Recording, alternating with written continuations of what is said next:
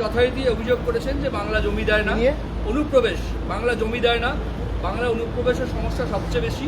BJP ক্ষমতায় এলে এটা সমস্যার সমাধান করবে এবং পাশাপাশি আজকে বলেছেন যে 2/3 আসন নিয়ে ক্ষমতায় আসবে বিজেপি। আর কারো কোনো প্রশ্ন একবার আমি বলে দিচ্ছি, ইংলিশে বলে দেবেন না।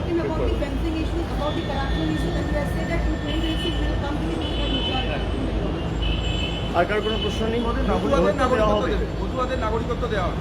দেখুন, এই চিত্রনাট্য তো প্রায় আমরা 5 বছর ধরে দেখছি, আর একই ক্যাসেট প্রায় বাজিয়ে গেছেন। আমি জানি না উনি বেঙ্গলের পলিটিক্স কতটা ফলো করেন।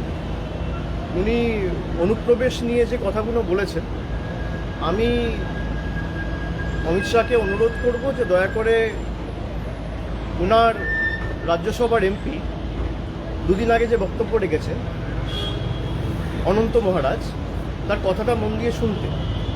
2 মাস আগে তাদেরই লোকসভা এমপি জগন্নাথ সরকার যে কথাটি বলেছে সেই কথাটি মনোযোগ দিয়ে শুনতে। আমি বলছি না, 50 জনের বেশি বিজেপির এমএলএ যে রাজ্যসভার সাংসদকে পদ্মফুল চিহ্নে জিতিয়ে রাজ্যসভায় পাঠিয়েছে, সেই বিজেপির সাংসদ অনন্ত মহারাজ বলছেন যে দেশের স্বরাষ্ট্রমন্ত্রী হচ্ছে সবথেকে বড় ঘুষপেটিয়ার পাকিস্তানি।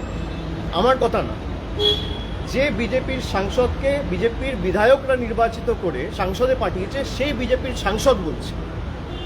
2 মাস আগে লোকসভার সাংসদ রানাঘাটের জগন্নাথবাবু সে বলছে যে বিজেপি যদি বাংলায় ক্ষমতায় আসে তাহলে আর বর্ডার বলে কিছু থাকবে না। সেই বর্ডার অমিত শাহ সিকিউর করার জন্য মমতা বন্দ্যোপাধ্যায়কে দায় দিচ্ছে।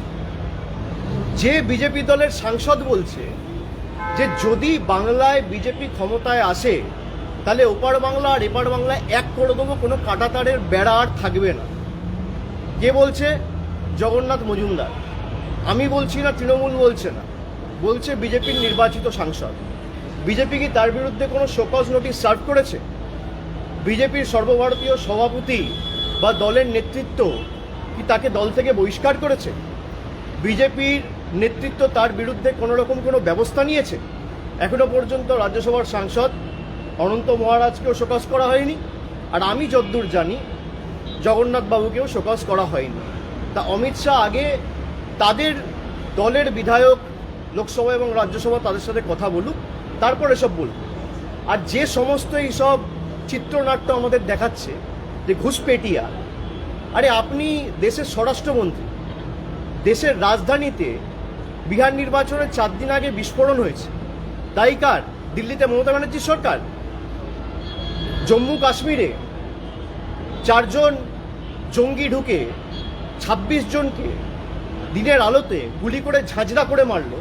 জম্মু কাশ্মীরে পুলিশের দায়িত্বে কে রয়েছে? ইউনিয়ন মিনিস্ট্রির আন্ডারে রয়েছে পুলিশ। বর্ডারের পাহারায় কে দায়িত্বে রয়েছে? বিএসএফ। তাহলে একদিকে বিএসএফ আপনার স্বরাষ্ট্র মন্ত্রকের অধীনে, অন্যদিকে দিল্লি পুলিশ থেকে শুরু করে জম্মু কাশ্মীর পুলিশ আপনার স্বরাষ্ট্র মন্ত্রকের অধীনে। তাহলে দিল্লিতে কেন হলো? জম্মু কাশ্মীরে পেহেলগামে কেন হলো? এর দায় কার? ভারতবর্ষে যবে থেকে স্বাধীন হয়েছে, দেশের স্বাধীনতার পর সারা দেশে সবথেকে ব্যর্থতম এবং সবথেকে অপদার্থতম যদি কোনো স্বরাষ্ট্রমন্ত্রী থেকে থাকে তার নাম হচ্ছে অমিত শাহ। আপনি জিজ্ঞেস করুন, যে বিজেপির সাংসদরা বলছে যে দেশের স্বরাষ্ট্রমন্ত্রী নিজে একজন ঘুষপেটিয়া, সে এসে বলছে বাংলায় ঘুষপেটিয়া আটকাও। আরে বাংলায় যদি ঘুষপেটিয়া হয়ে থাকে, 11 বছর ধরে আপনার সরকার কেন্দ্রে, 6 বছর ধরে আপনি দেশের স্বরাষ্ট্রমন্ত্রী, সবার আগে আপনার রিজাইন করা উচিত। আপনি কাকে এসব বোকা বানাচ্ছেন? কাকে এসব বলে বোকা বানাচ্ছেন? আর মতুয়াদের যেভাবে ওই নাগরিকত্ব দেখিয়ে আপনারা গাজর দেখিয়েছেন, মতুয়াদের প্রতিনিধি ভারতীয় জনতা পার্টির লোকসভার সাংসদ এবং বিধায়করা বলছে যদি মতুয়ার নাম বাদ যায় বাদ যাবে। এ আবার তৃণমূল বলছে না, বিজেপির লোকেরাই বলছে। দুর্নীতি বন্ধ করার কথা বলছে, আর সব থেকে বড় দুর্নীতিবাজ থেকে পাশে বসিয়ে প্রেস কনফারেন্স করছে, যাকে টিভির পর্দায় টাকা নিতে দেখা গেছে। এই হচ্ছে ভারতীয় জনতা পার্টির রাজনীতি। যারা বাংলাকে অপমানিত করেছে, উনি গুয়াহাটি থেকে বাংলায় এসেছে কালকে ফ্লাইটে। আসামের মুখ্যমন্ত্রীর নাম হচ্ছে হিমন্ত বিশ্ব শর্মা। তিনি 2 মাস আগে বলেছেন যদি কেউ বাংলায় কথা বলে তাকে ধরে ডিটেনশন ক্যাম্পে নিয়ে যাও, জেলে ঢোকাও। আপনি হিমন্ত বিশ্ব শর্মার বিরুদ্ধে কি ব্যবস্থা নিয়েছেন? বাংলার ইতিহাস জানে না। রবীন্দ্রনাথ ঠাকুরকে আজকে বলেছে রবীন্দ্রনাথ সান্যাল, রবীন্দ্রনাথ ঠাকুরের জন্মস্থান জানে না। এদের নেতারা মা দুর্গার বংশ পরিচয় নিয়ে প্রশ্ন তোলে, ঈশ্বরচন্দ্র বিদ্যাসাগরের মূর্তি ভাঙে, স্বামী বিবেকানন্দকে বামপন্থী প্রোডাক্ট বলে। তাদেরকেই পাশে বসিয়ে অমিত শাহ প্রেস কনফারেন্স করে বলে সোনার বাংলা তৈরি করবে। এই হচ্ছে বিজেপির প্রকৃত স্বরূপ। সুতরাং বিজেপি সম্পর্কে যত কম বলা যায় তত ভালো, গলা বিশ্রাম পাবে। গত নির্বাচন